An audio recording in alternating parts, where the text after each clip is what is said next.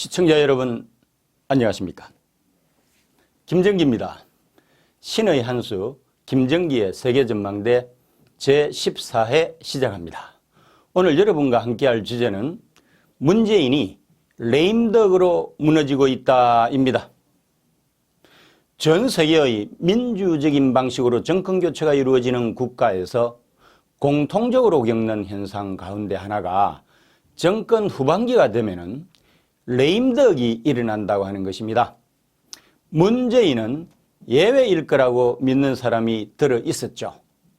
그것도 그런 것이 민주당이 거대 여당이 돼가지고 뭐든지 할 수 있게 됐고 공수처가 설치되면은 공포정치, 레인 오브 테러로 민주당 내 이탈자를 최소화할 수 있다고 판단을 했을 거고 퍼주기 복지로 국민들 지지도 견고할 거라고 생각했기 때문이 아닐까요? 여기다가 코로나 바이러스와의 전쟁이 위기 상황에서는 지도자를 중심으로 전 국민이 똘똘 뭉치는 경향이 있으니까 더욱더 그럴 거라고 믿었을 것입니다. 아마도 문바들은 우리 문재인 인이라고 그러죠. 우리 인이는 마이티 덕, 강한 오리야. 거의 사전에는 레임덕, 쩔름발이 오리는 없어 라고 외쳤겠지요. 그런데 문재인의 레임덕이 시작되었다는 징후가 곳곳에서 나타나고 있는 것을 어떻게 하겠습니까? 레임덕은 국정농단, 권력형 비리, 각종 정책 실패 또는 가족 및 측근 비리 등으로 대통령에 대한 지지율이 아주 낮아지고 권력이 이양되는 과정에서 필연적으로 생기는 권력 누수 현상으로서 5년 단임제를 채택하고 있는 한국에서도 불가피하게 일어날 수밖에 없는 구조입니다. 그래서 1993년 문민정권 출범 이후에 김영삼, 김대중, 노무현, 이명박, 박근혜 등 전직 대통령 가운데서 앞서 열거한 것으로부터 자유로운 전직 대통령이 단 한 명도 없었던 거 아니겠습니까? 대통령 본인, 가족, 측근이 감옥 가지 않은 경우가 단 한 번도 없었습니다. 어떻게 보면은 한국 현대 정치사의 비극이기도 합니다. 가장 최근에 문재인 정부의 부동산 정책이 혼선을 넘어가지고 대표적인 정책 실패로 드러났습니다. 이념과 정치적 덕실에 집착한 반시장적인 규제로 부동산 가격 폭등의 결과로 나타났기 때문이죠. 집값이 폭등을 하자 그린벨트를 해제해가지고 주택 공급을 늘리겠다고 하는 시대착오적인 정책을 청와대 정책실장 김상조 주도로 기획재정부 장관 홍남기, 국토부 장관 김현미, 민주당 원내대표 김태년 등 당정청의 이름으로 자랑스럽게 발표를 했습니다. 국민들 특히 민주당 열렬 지지층인 20, 30대는 내 집 마련의 꿈을 상실하는 데서 40대는 내 집을 늘려가는 꿈을 상실하면서 민중봉기 일보 직전까지 가는 참사가 되어버렸습니다. 잠재적 대권주자 이재명과 유력한 서울시장 후보 추미애가 제일 먼저 반기를 들었고요.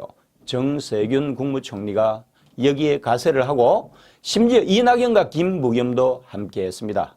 이에 위기를 느낀 문재인이 직접 나서가지고 개발 제한 구역은 미래 세대를 위해서 해제하지 않고 계속 보존해 나가야 한다고 말하면서 그린벨트 해제 결정 철회를 했고요.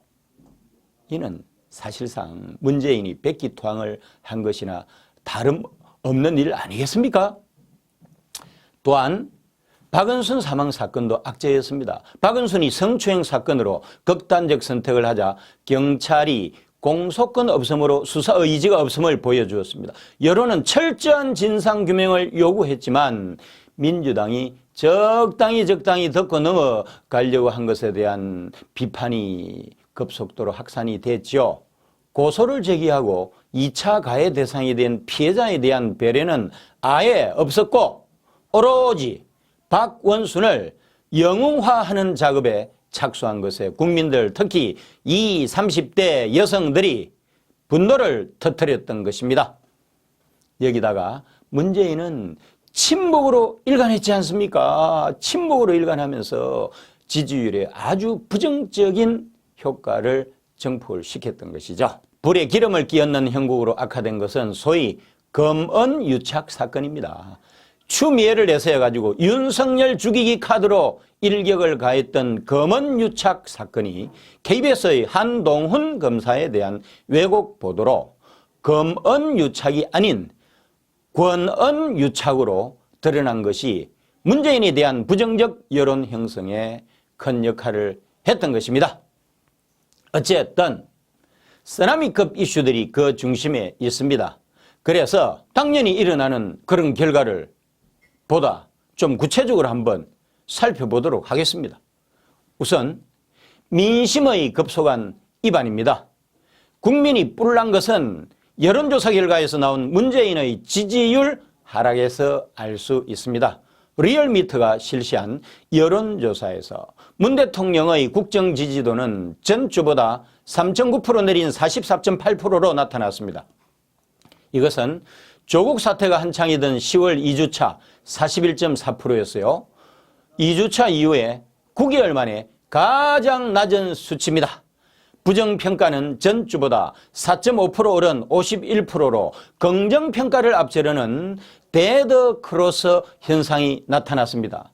조국 사태가 정점이던 작년 11월 1주차 51.7%입니다. 1주차 이후 가장 높은 부정평가입니다. 부정평가와 긍정평가의 차이는 오차 범위 박힌 6.2%입니다. 부정평가가 오차 범위를 넘어서 긍정평가를 앞지른 것은 2월 2주차 이후 20주 만이라는 거죠. 정당 지지도는 민주당이 전주 대비 4.4% 내려간 35.3%를 기록했고 미래통합당은 1.3% 오른 31%로 나타났습니다. 민주당과 통합당의 지지율 격차는 4.3%로 통합당 창당 이후 가장 좁은 격차를 보인 것이죠. 다음으로 미래 대권주자, 당권주자, 서울시장 후보 등이 정책 실패에 따른 위기를 절박하게 느끼고서 대통령과 차별화 전략의 일환으로 독자 행보를 시작한 것입니다. 그린벨트 문제에 대해서 이재명이 제일 먼저 반기를 들었습니다. 이재명은 서로의 그린벨트를 풀게 되면 전국이 로또 강풍에 휩싸인다고 하면서 당정청의 결정에 공개적으로 강력 반대하고 나섰습니다. 대권을 노리고 있는 정세균도 당정이 합의하거나 결정한 적이 없다고 하면서 김상조 청와대 정책실장의 말을 뒤집어 버렸습니다. 정세균은 그린벨트는 한번 해석을 하고 나면 복원이 안 된다고 하면서 반대 입장을 분명히 한 것이죠. 유력한 서울시장 후보 추미애도 그린벨트를 풀어가지고 서울과 수도권에 전국의 돈이 몰리게 되는 그런 투기판으로 가게 해서는 절대로 안 된다고 말했습니다. 민주당 당대표에 도전하는 이낙연과 김부겸도 그린벨트 해제에 아주 부정적인 입장을 피력했습니다. 이낙연은 그린벨트 해제는 마지막 수단이라고 했고 김부겸도 그린벨트 해제는 마지막에 써야 할 카드라고 말했습니다. 이렇듯 이번에 촉발된 그린벨트 논란은 권력의 중심이 현재 권력인 대통령 문재인으로부터 미래 권력인 대권 주자들한테로 넘어가고 있음을 극명하게 보여주고 있는 것입니다. 이름하여 레임덕이죠. 앞으로 문재인은 어떻게 될까요? 정책 실패로 레임덕이 서서히 진행이 되다가 결정타는 윤석열의 행동, 즉 국정농단과 권력형 비리의 판도라 상자를 여느냐 마느냐 여부에 달려 있습니다. 윤석열이 검찰총장이 된 이후에 국정농단, 권력형 비리 등에 관한 파일을 엄청나게 축적했다는 거 아닙니까? 물론 추미애가 지난 2월 인사대학사를 통해서 윤석열의 핵심 척건들을 자천시켜서 한직으로 내보냈죠. 다가오는 8월 2차 인사대학사를 통해서 윤석열의 주변 척건들까지 정리를 하게 되면 윤석열은 팔다리가 꺾인 식물검찰총장이 될 수도 있습니다. 그럼에도 불구하고 정권 수사의 경우는요, 윤석열이 직접 수사 지휘를 했기 때문에 검사 윤석열이 단독으로라도 감당을 할 수 있는 능력이 있다는 사실을 알아야 한다는 것입니다. 윤석열이 어느 순간에 하이에나로 바뀌어가지고 문재인의 목을 겨누게 되면 문재인의 레임덕은 엄청나게 빠른 속도로 진행이 될 것입니다. 윤석열이 행동으로 옮길 줄은 여전히 미지수이기는 하지만 오로지 법과 원칙에 입각해서 행동하는 검사 윤석열에게 마지막 희망을 걸어봅니다. 여기서 윤석열이 국민검사로 머물거나 아니면 차기 대권 후보로 도약하느냐 그 여부가 결정이 되는 것입니다. 신의 한 수 김정기의 세계전망대를 시청해 주신 애청자 여러분 감사합니다. 구독과 좋아요 버튼을 꼭 눌러주세요. 여러분의 성원이 엄청난 힘이 됩니다. 고맙습니다. 신의 한 수의 구독, 좋아요, 알림 방법입니다. 보실 영상을 눌러주세요.